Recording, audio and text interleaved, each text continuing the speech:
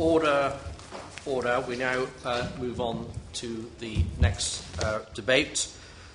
Go Home or Face Arrest advertising campaign. Pete Wishart. Thank you very much, Mr Pritchard, and it was of course a pleasure to serve under your chairmanship this afternoon for this short debate. I want you to imagine the situation and just think about it for a minute.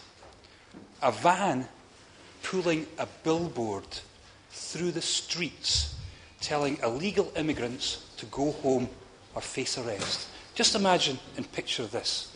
This isn't 1940s occupied Europe. This isn't even one of those National Front campaigns of the 1970s. This is 2013 United Kingdom. A van pulling a billboard through the streets of London telling people to go home or face arrest. And just in case people didn't quite get it, what was on that poster? A set of huge handcuffs. And just to make it even more provocative, this van was trailed through some of the most racially diverse, multicultural parts of London. Almost as stupid as it was grotesque. And what sort of response did this get? Well, I don't think I've seen a government campaign that has been so roundly condemned. I couldn't even start to read to you, Mr Pritchard, the lists of the organisations, the individuals, the groups that were overwhelmingly opposed to this campaign.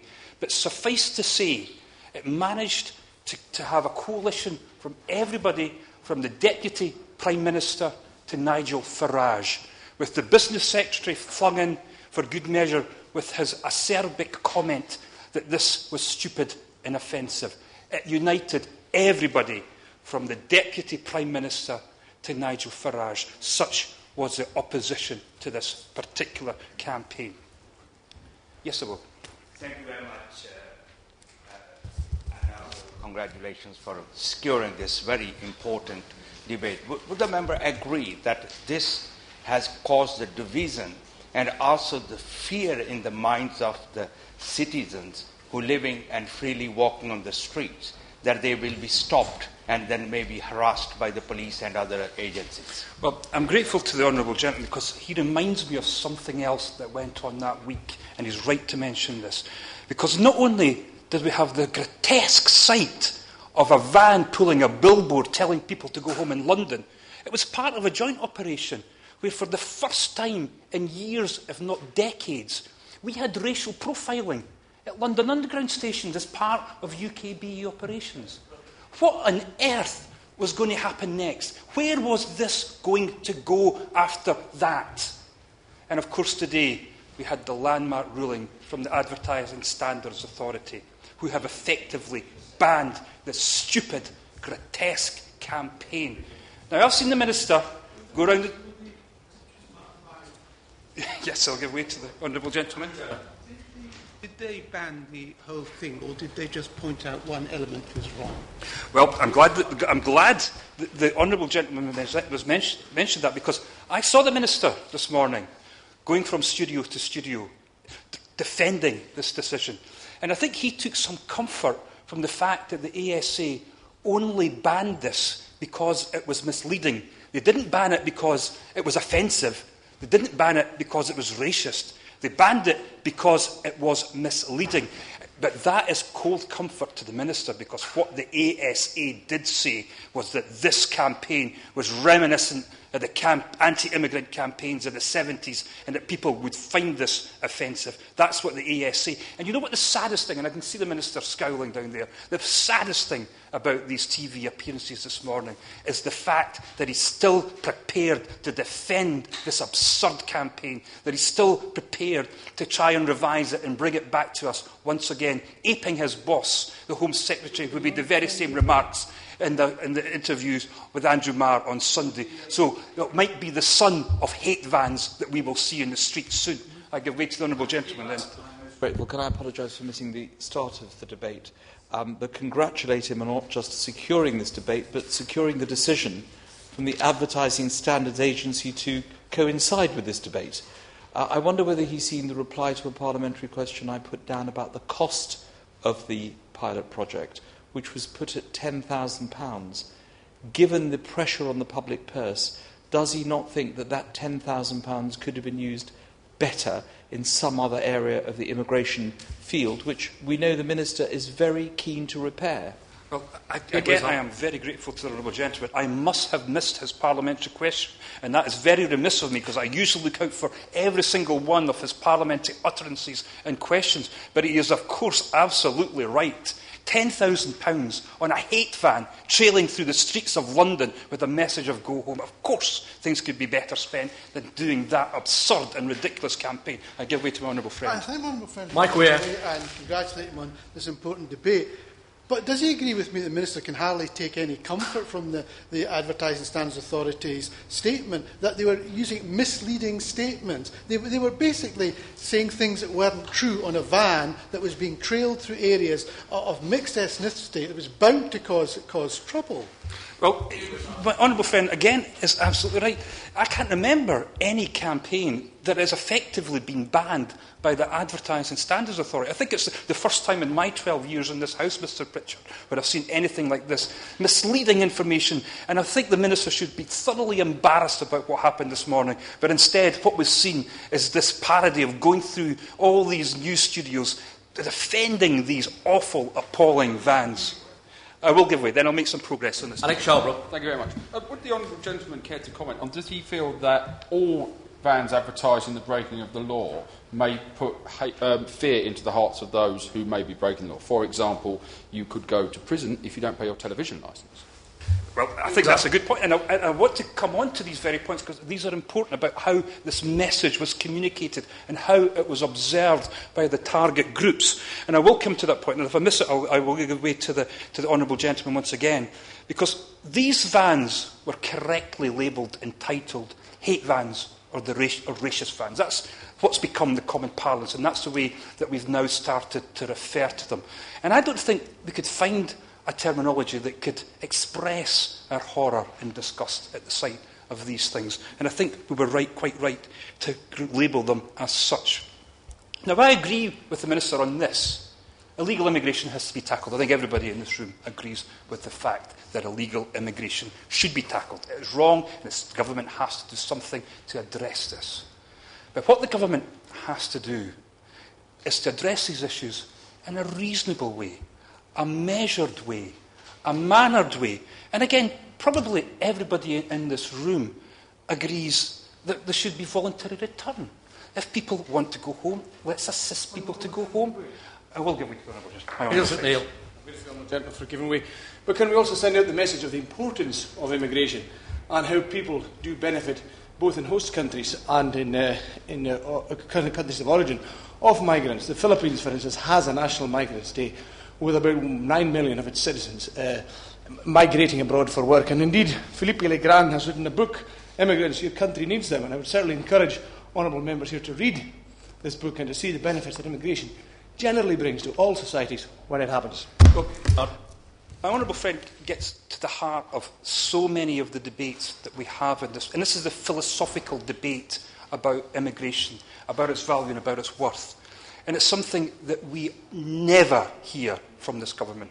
They just do not accept for a minute that immigration is valuable. It's a problem that has to be managed. And it's a problem, and I'll say to my honourable friend, that this government particularly sees it has to be managed in a more hostile, aggressive, robust way. And as we head towards a new immigration bill which contains some thoroughly nasty horrors, we're going to see much more of this from this government, and it's going to get worse and worse. I've given way to the honourable gentleman. All right, I want to try and make some progress. I'll see if I can come back to him later on. So what we've got are these hate vans, these race vans, ranting at people with a billboard and a telephone number instead of communicating with them reasonably, trying to get a measured response, trying to make it in a way that we can ensure that people can return voluntarily, helping, assisting people, not shouting at them with a telephone number on a billboard. That's not the way to deal with some of our very, very keen and sensitive issues when it comes to immigration. But there is absolutely no way that we'll get through to the government when it comes to points like this. And the Minister knows how hard life is for illegal immigrants. Life is desperate for illegal immigrants in this country. They can't work. They certainly can't work legally. They've got no access to benefits. They live a life of destitution. They live a life of fear of being detected. That is the reality of life for illegal immigrants in the United Kingdom. It's not the Daily Mail version of living the life for Riley at our expense, laughing behind their backs, which sometimes I think that's what the Minister actually believes. It's a life of desperate destitution and fear. And this is what this is about, the fear. This is what's trying to be communicated by this, because we've got to look underneath the stupid message, the silly go home or face arrest. What is it trying to do, and what is it trying to achieve? Stupid poster though it is, there is something fundamental underneath this, and it's trying to engender a sense of fear. That's exactly what it is. It's trying to over-exaggerate a problem, to politicise that problem, to appeal to the basest political instincts. That is a very dangerous game to play. That's where we lead to real issues and tensions and anxieties within our communities. That is what this government should be stopping and making sure that it never does again. So, these are the hate vans. These are the race vans which are touring our country. But let's just gloss over the very obvious point that those that it is notionally targeted at probably can't read English in the first place. They've probably got no idea what these vans are trying to say. And if they do read English, the first thing they're going to do is go right underground, being made aware of, thanks to the government, a more aggressive campaign that's out to get them. The first thing they'll do is go underground and try and hide away from the government. But let's just be generous. Let's just say that it does get through to the target audience. And I want you, Mr. Pritchard, to imagine you're one of these illegal immigrants, and you're walking down your street in your multiracial, multi-diverse community. And there's something in the back of your mind. You're thinking, there's something I've got to do. What is it now? I can't figure out what it is. Then, all of a sudden, one of these vans come up, and they're telling you to go home. And you say, that's it. That's what I forgot to do. All this time I've been in this country, I've actually forgot to go home to whence I came. Absolutely nonsense. And no wonder you're laughing, Mr. Pritchard and everybody else here. That is how nonsensical a concept that this is. Imagine that. Unless I misheard the gentleman, I don't think I show any emotion when chairing debates and are completely impartial. I am sorry to have misinterpreted that wry smile on your face as any sign of jocularity, Mr. Pritchard. Be the colour of your tie, but we'll carry on. I'm glad we've got that resolved anyway, and I'll maybe just continue, but thank you very, very much for that. So that is what it's all about. But come on, let's figure out what this is really all about, and I think we could all be candid in this room. This has got very little, if nothing, to do with illegal immigration, but absolutely everything to do with the rise of UKIP in the opinion polls. That's what this is about. This Conservative government's fear of the electoral challenge from UKIP and the fact that UKIP have made immigration a key plank of their appeal. They are now engaged in a desperate race to the bottom with Nigel Farage to see who could be the hardest on immigration. And can I say gently to the Minister, you'll never out UKIP. They are the masters of nasty, pernicious, right-wing populism. And it's a credit to the Conservative Party that they'll never beat UKIP in a race to the bottom when it comes to issues like that, regardless of how hard that they may try. And what did Nigel Farage do when he saw this campaign? He laughed in the face of the Home Secretary and mumbled something about the Big Brother state. Imagine that, the target of this campaign, laughing in the face of the Home Secretary. But I bet he went home that evening and, like a badge of honour, know that he has managed to move this government significantly onto his ground and his territory, where he will decisively beat them when it comes to issues such as this. This is the UKIP UK. They haven't even got one member of Parliament in this House. But this whole political world down here is now spinning round the world of the fruitcakes and the loonies, as our Prime Minister so cleverly and clearly described them, and accurately too. That's where we are just now, the reality of UKIP UK, and it's them that are pulling the strings, and it's the Conservative Party that is dancing to them. Now, you might wonder, Mr Pritchard, why me as a Scotsman are concerned about these vans in London. Well, first of all, they appall me as a citizen of this country, and I think they should appall every decent, reasonable person. They are appalling. They shouldn't be here. But they brought this campaign to Scotland. That's what they've done. Now, when I first saw these vans, I wrote to the Home Secretary immediately, and I asked her, was there any plans to bring them to Scotland? And I said that we don't want them in Scotland. Our community relations are such that we have fantastic relations throughout every single community, and we value them, and this would be something that would be most unwelcome. I didn't get the courtesy of a reply. I therefore wrote again to the Home Secretary, asking why didn't I get a reply to my letter. And then I got a reply. I got a reply yesterday from the Minister. Coincidentally, it might have been that there just so happens to be a debate. But can I say, I'm not going to say this to the Minister, I'm going to say it to their officials. Get your act together, for goodness sake. Please, the remarks should be made to the Chair. Remarks should not be made directly to officials. I'm sure the honourable gentleman has been here for many years. We'll recall that now. Thank you. Well, I'm grateful, Mr Pritchard, that I must have just slipped my mind. Can I say to the Minister, to say to his officials, make sure they reply, for goodness sake, to members of Parliament about sensitive issues such as this. It is not good enough, Mr Minister, if you could pass on to your officials that members of Parliament do not get responded to until they decide to hold a debate on this issue to ensure that they get that reply. And it certainly seems to be what seems to be consistent with what's happening in the Home Office. But in the meantime, between me writing to the Home Secretary and where we are today, the full suite of the go-home materials have arrived in Glasgow. And the UKBA office in Brand Street in Glasgow now plays host to these appalling materials. Now, the thing is, we haven't got UKIP in Scotland. We loathe them to the bottom of our ballot boxes in Scotland. They do not even retain a deposit when it comes to them. Nigel Farage had to get a police escort the last time he visited Edinburgh. They are alien to our cultural values and to our political values. And what this campaign actually does is jar with our sense of community. And it's something that we just do not want in Scotland. Minister, take your battle with UKIP elsewhere. Leave Scotland out of it, because I do not want people in Scotland going to the Glasgow Brand Street office to be met with these materials. What is it they say? Before they're even sitting down, they're asked to think about going home and inquiring, is life hard here? They're then told that going home is simple, before being told by another poster with a photograph of a plane, this plane can take you home. We can book the tickets. On the way out, there's a dangling plane, which is there, which is saying, this is the plane that can take you home. It is absolutely disgusting, contrary to our sense of how we would like to sensitively deal with these issues.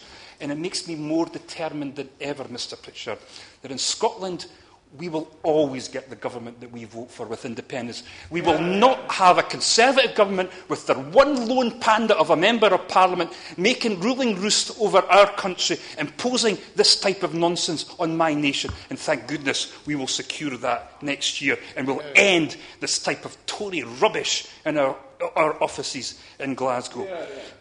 So, Minister, please keep Scotland well out of this. So what happens now? Well, we've had the ASA ruling today, and I think we're all very, very pleased about this. And it looks like the end of these appalling hate vans, these racist vans. They may be the son of hate vans coming, I don't know. The Minister will maybe tell us if he's encouraged by what he's seen in the course of the past few months. Certainly when they were first challenged on this, they seemed to be able to pull some sort of statistics out which showed that they were actually working. I don't know what on earth that was based on, but perhaps the Minister could tell us that, how they were supposed to be working. My time is up. I'm sorry to the honourable gentleman. So hopefully we will see the end of this, but I don't know. But I think what this was all about was a testing exercise in advance of the next immigration bill.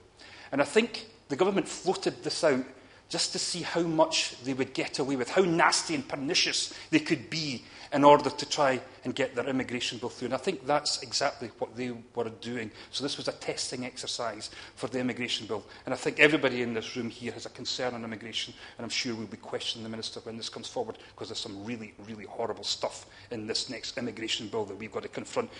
We are still part of the UK. We'll be subject to it. We don't want it, but unfortunately, we will be subject to this. It's contrary to everything we're trying to achieve in positive, good relations in Scotland, but we are subject to a Conservative government immigration bill.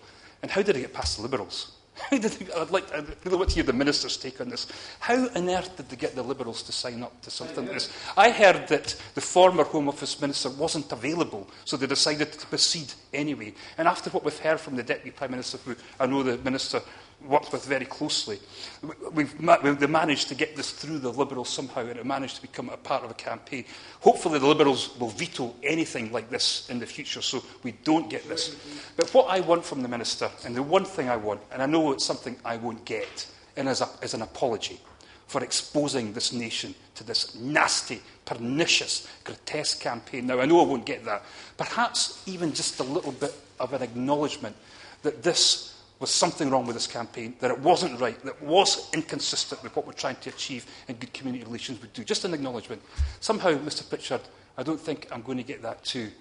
Let's hope we never see the likes of this again, but I have a feeling this is just the beginning. Minister. I'm grateful, Mr Pritchard. It's a pleasure to serve under your chairmanship. The honourable gentleman asked me lots of questions, hasn't left me a great deal of time to answer them, but I will do my best. If colleagues will forgive me, I will address the questions from the honourable member for Perth North Perthshire. It's his debate. If I have chance, I'll take interventions from someone else, but I think it's right that I try and deal with his questions. I suspect that he and I, from the sound of his remarks, are not going to agree about the merits of this campaign, but it's worth, I think, just setting out our thinking, because it isn't what he suggests, and it's worth just reminding people this campaign is not focused at migrants, it's focused at people who are in the United Kingdom illegally, so people who are here who are breaking our laws. So it's not about migrants, and the honourable member for, and I apologise again, because I always mangle the name of his constituency, now Alinia Anar, said that the government doesn't welcome people to Britain. Now, that's not true. Every single time we make a speech or we publish something, we make it very clear. Britain is open to migrants from around the world, people who want to come here to work, people who want to come here to study, people who want to come here to make a contribution. But I think that message, which is a very welcoming message to people who want to follow the law and follow our rules, I think is perfectly compatible with the message that says for those people who come here and don't follow the rules and want to break our laws, that we should be equally firm about telling them that we want to enforce those laws. And frankly, if you're here illegally, you should go back to your country of origin. And I don't think there's anything wrong in suggesting that you do so, actually. And if it was so bad here, as the honourable gentleman suggests at the moment, then the obvious question is, why are people in the country illegally and not returning to their country of origin? And we've worked very closely with community groups, and we work very closely with those who are involved with supporting people who are migrants about helping them to deliver that message sensitively.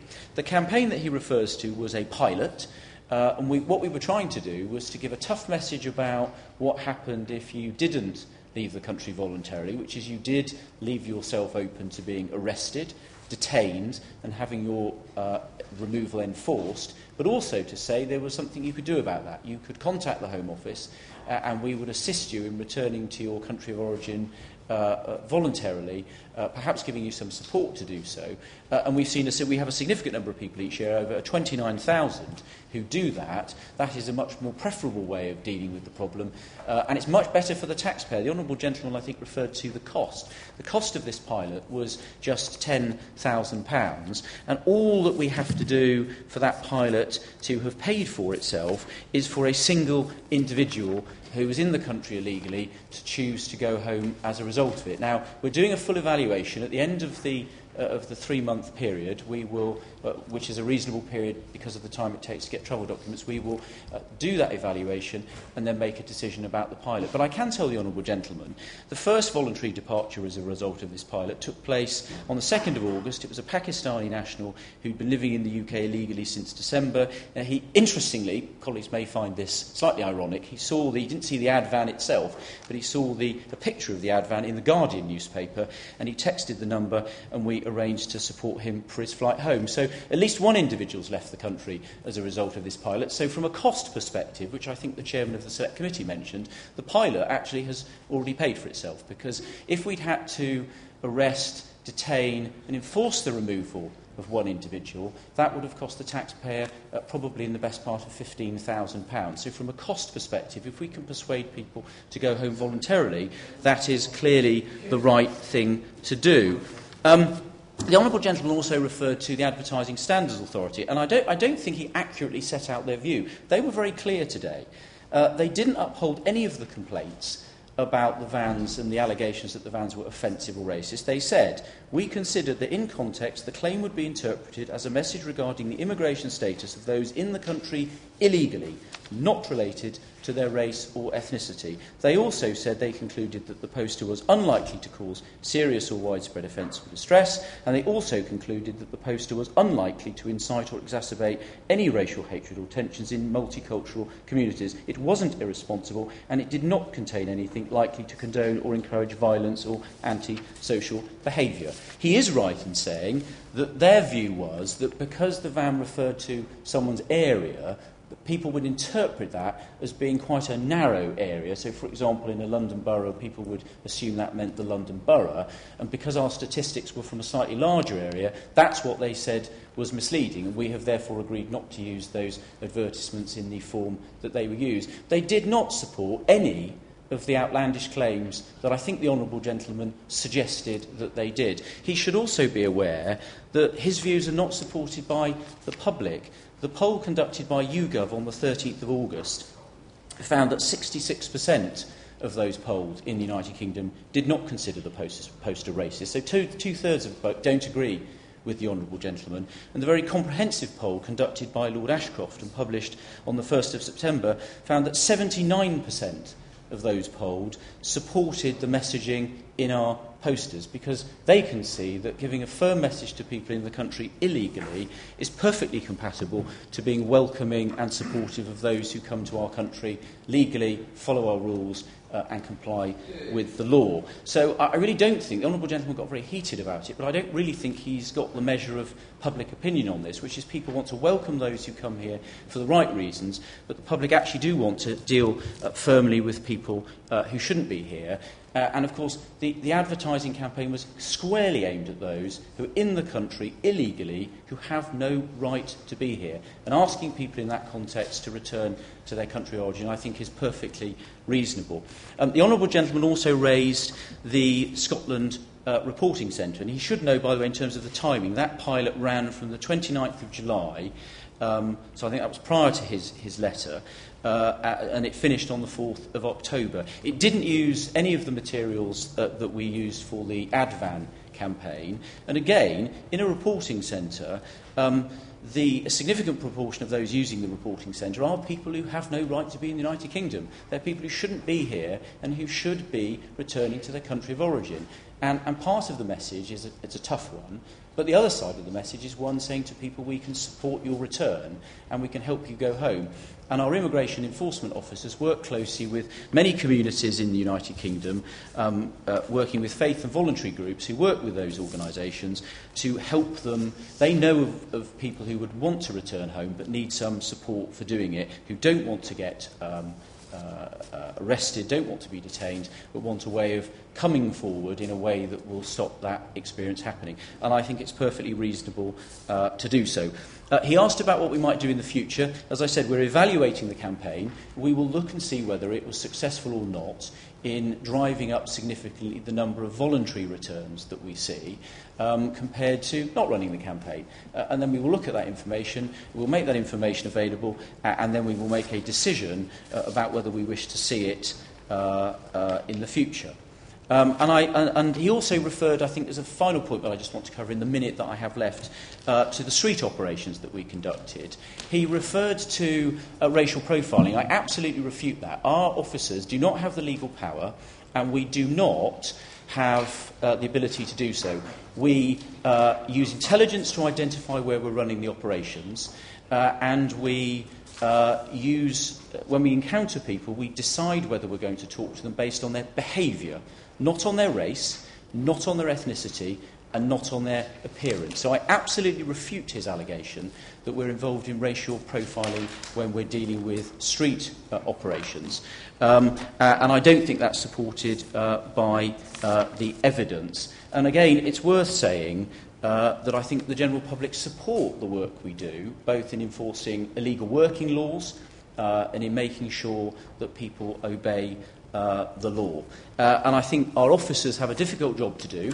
I've been out with our officers on operations. They take their responsibilities very seriously. They take the intelligence that they have very seriously, and they're very well aware of the legal environment, and they have proper briefings before the operations, and they deal with the people they encounter very sensitively. And I've seen operations where, for example, we've encountered people who've done nothing wrong, and our officers have dealt with them very sensitively and have actually handled a very difficult situation well. So I think the way he characterises this issue, I don't think reflects the reality on the ground. It is hard, difficult work, in the same way the police have a difficult job in enforcing our criminal laws. Our immigration enforcement officers have to enforce these laws. They're dealing with people who shouldn't be in the United Kingdom.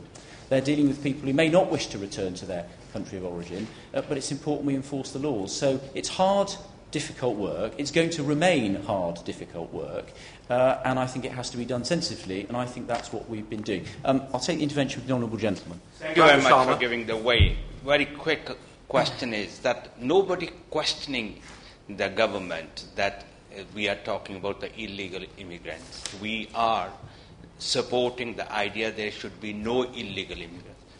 But the tactics used when the forced entry into the shops and other places where they can't find anybody, that the intelligence is poor. Your sample is very small. 500 people sample supporting the idea is not the evidence of that.